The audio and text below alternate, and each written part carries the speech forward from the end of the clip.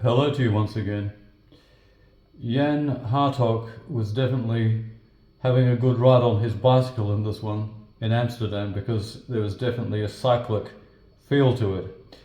What will be apparent to most chess players, as it became quickly clear to me, is that but for this most irritating knight on the board, just supposing for a moment you could remove him, yes, that's absolutely correct, that would be checkmate.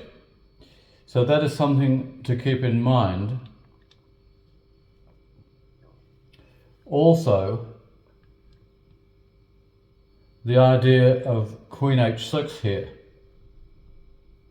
occurred to me. Now, what we're doing here is we're pinning the knight. We are, of course, threatening knight e4 mate. And should he play e6, e5, trying to provide himself with a flight square, then we kill two pterodactyls with one boulder and checkmate him that way. So it looks good, doesn't it, Queen h6? However, it proves to be an abject failure if Black replies like this. Because what he's saying to White is, try and checkmate me in two moves in this position, and I don't think you'll be able to do it. Well, you can't. Do check it out for yourselves, but although the knight has pinned, the rook stops knight e4. And if you take this rook, he'll take back. And now we're on the point of White playing his third move. How do you inflict checkmate in that position? You can't do it.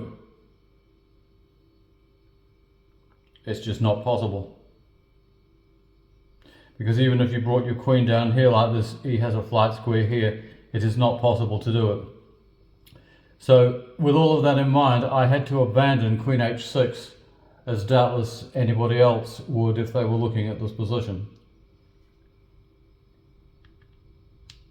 That is the original position. So we're keeping knight e4 in mind. We're bearing in mind that once Black plays either e6 or e5, there is a flight square, king e7. So do we try and close that down, as I certainly tried to do in one way with Queen h6, or do we just let it go? Well, we let it go. This is one of the interesting paradoxes in chess, that you don't necessarily have to protect what might seem like a likely difficulty for you by the opponent. And as will become clear, once we select the key move, White is definitely going to threaten checkmate in two moves. So there is no Tutzwang in this position. Like a maul ends a tackle in rugby union,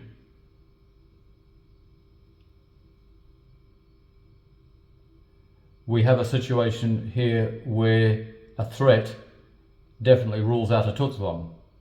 So what is the key move here? Can you see it?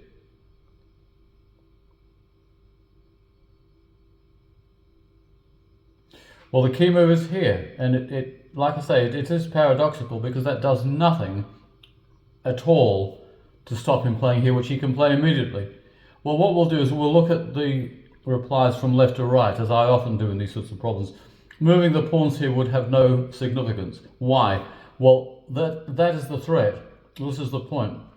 And if you look at that position, if he takes this bishop, and this is another reason why king c8 looked odd, because once you move the knight away, you have no protection for the bishop. But imagine that that's a knight. Checkmate. Equally,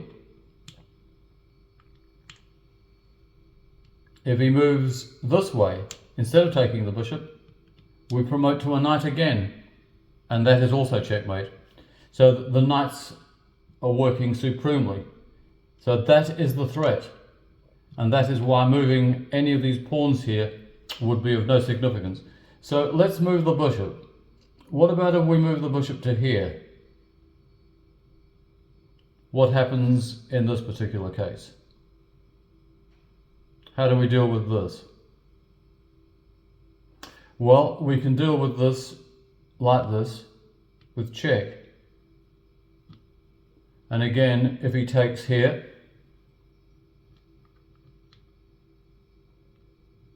and that is checkmate, no doubt about that. Equally, if he'd gone the other way, like that, that is also checkmate. The reason that I've given this bishop d5 is that there's another way that you can inflict checkmate on him within the 3 moves. Can you see it? This is after king c8, bishop d5. Well, it's this. Knight to here. Check. Now, he has no flight squares with his king. He has to take the knight. And then we can play queen b4. He has nothing to interpose, and he can't take the queen, and he has no flight squares, and that is checkmate. This will feature in one of the other variations, so we're not finished with it just yet. What happens though, this again is after king c8, if he moves to here. Now the idea of this, of course, is that it rules out any possibility of checking here, because the pawn is pinned. Just to prove it, check. All that he needs to do is to take here, and then you have no d8, because white would be inflicting check upon himself, which is against the rules of chess. So how does white get around this little problem then? Bishop e6 puts a stop to the threat of knight b7. There's no doubt about that whatsoever. And he doesn't have knight b5 here because the rook can take, and then if queen b4, the rook would interpose. There is one interesting rejoinder here. Can you see it? Right, well, in fact, it's queen h2, check. Yes, we did try queen h6. Now we're going onto this diagonal. And if you look at that position, it doesn't matter what he does there. The problem for him is that he's self-blocking. He's blocking the opportunity that this pawn otherwise would have had to have played to e5. If he plays to here or to here, it makes no odds, because it would be checkmate like that, and it's most certainly checkmate like that. So that rules out bishop e6. A good try, but it's just not good enough. None of these replies works. So that's the 2 bishop moves out the way. What about if he moves the pawn? Let's say 2 squares. He's looking to escape. How do we deal with this? Well, I gave the variation just a moment ago. Do you see what he's doing with e5? He's blocking the rook. So now we are at liberty to take here. And if he takes that knight, then it's queen b4. If he moves into the flight square, we can also avail ourselves of queen b4, because again he has nothing to interpose, and he just can't get away, and he can't touch the queen. Just take a look at that, and that is checkmate.